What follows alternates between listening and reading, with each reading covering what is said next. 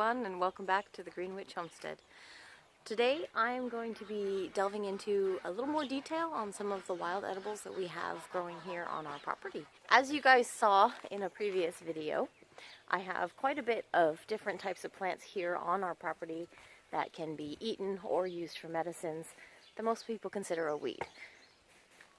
Aside from the garden, which is still really weedy in between the rows, because I still don't have any mulch. I think I'm to the point now where I'm going to cut my own tree down and make some wood chips. Anyway, we have quite a few different wild edibles on our property. Today I'm going to touch on two of them, and I'm going to show you what they look like, how to harvest them, and how to use them for food and medicine. Really quickly though, I do want to say, I joke a lot about the state of the weeds in my garden. However, being what I am and who I am, there are some things that I just let go. This, for example, this monster, I did not plant this. Mother Nature planted this. It's in my walkway. I will touch a little bit more detail into the mullein later on in a different video, but this thing is just fabulous. Of course, one of the other plants that I always leave in my garden, no matter where it grows, is milkweed. And here's why. So this is one little milkweed plant that I have growing in the bed of my garden, and you can see we've got 1, 2, 3, 4 monarch caterpillars. I'm sure there's probably more than just the 4 on that plant, but those are the 4 that I can easily spot, and I let them have it. That's theirs. They actually, some of them look like they're about to go to chrysalis already, so feed the monarchs. But back to the topic at hand. One of the plants that we're going to talk about today is called Goosefoot, or lamb's quarters. Now, lamb's quarters is what we call it. The reason it's called Goosefoot is because the leaves actually look like the foot of a goose. It is one of our personal favorite edibles. It is one of the first plants to come up in the spring. It's a really sweet, tender delicacy. You can cook the entire baby plant when you pick it. The whole thing can go into a skillet. The top leaves, or the fresh grown leaves, when they're still about 2 inches at the most, you can toss them into a salad and eat them fresh, or you can wilt them, cook them like you would spinach. It's so versatile. However, one of the neat benefits about lamb's quarters is it's a taproot. Whenever you have a taproot edible, it's going to be really high in mineral contents. The taproot pulls those minerals from deep into the earth, up into the plant, and then you yourself get to partake of those minerals while consuming the plant. Lamb's quarters is very easy to tell because of how it looks, how it grows, and that extra mineral salt that produces itself on the very tops of the new formed leaves. Hiding here in my garlic bed is the lamb's quarters. Now, I do have some nasturtiums growing that I planted myself, but all these little tiny plants here, these are lamb's quarters. These are new growth plants, and as you can see, that very top, that white on there, that actually will rub off. See that? That is a mineral salt. That shows you how rich in minerals this little plant is. Now, I'm going to leave these little guys, we're going to focus on the bigger ones right over here. The reason I'm focusing on the larger plants today is we do have a bunch of new ones coming in that we can enjoy fresh for their leaves, but when they get to a certain size, the plant will start putting off seeds. It is a very invasive plant, and yes, it is edible, however, it is still a weed, and I do not want it taking over my garden. So when you find a nice tall lamb's quarters, just like an asparagus, you want to go as far down the stalk as possible, and then just bend it until it gets a clean snap.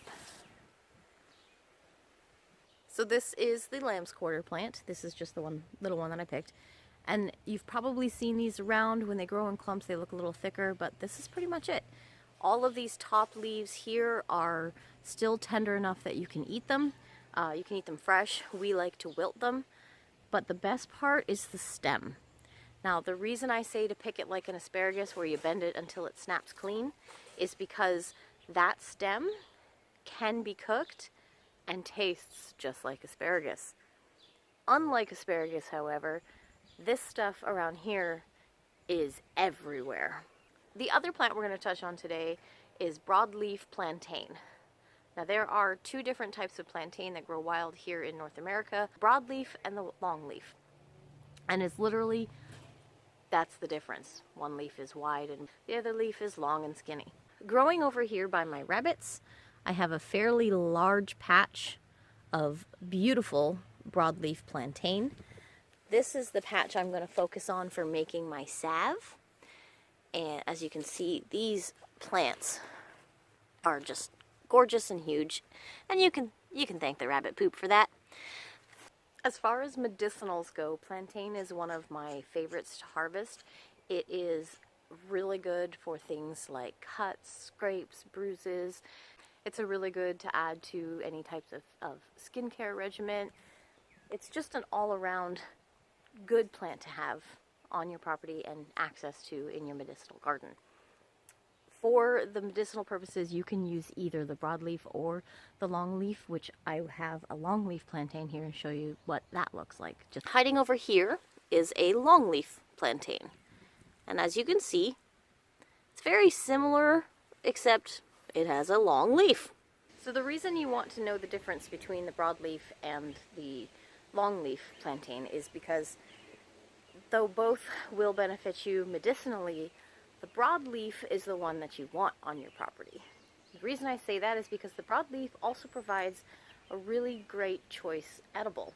Up here by my house, I have a nice big patch of longleaf plantain, and as you can see, they've already gone to seed. They've put off this extremely long flower stalk, and it's got a tiny little bud on the top.